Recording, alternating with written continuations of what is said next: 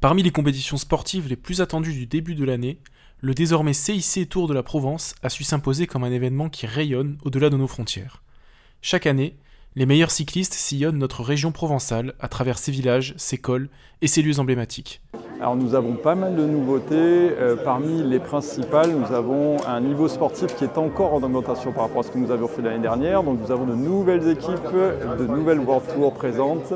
112 des coureurs rassemblés en 16 équipes s'élanceront donc le 14 février sur leur vélo, en espérant faire le meilleur temps des 3 et non plus 4 étapes, comme c'était le cas l'année dernière. Un mois avant le début de la course était annoncé le parcours de cette 9e édition, raccourci d'un jour mais plus dense selon son porte-parole Thomas Vaucler, le vainqueur de la première édition du Tour. Une édition qui passe de 4 à 3 jours, donc un jour de moins, il a fallu s'adapter aux contraintes économiques.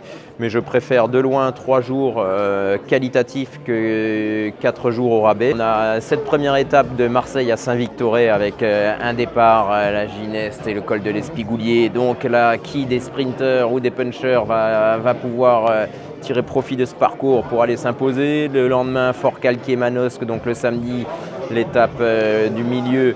Avec pas un mètre de plat, je pense que s'il y a 5 km de plat c'est le maximum, ça monte, ça descend, et le dernier jour le vent qui peut s'en mêler et faire des différences quoi. Donc voilà, c'est toujours les équipes, les coureurs qui font la course, ça c'est clair. L'an dernier on avait eu une météo un peu pourrie mais ça n'avait rien enlevé au spectacle sportif. C'est quand même un parcours idéal pour des débuts de saison, c'est pas trop dur parce que les coureurs ne cherchent pas à avoir trop de montagnes parce qu'ils sortent de l'entraînement, mais c'est un bon mix pour avoir de l'enjeu quand même, pas que ça soit pas du plat, et une bonne préparation pour les Paris-Nice qui arrivent tout de suite derrière.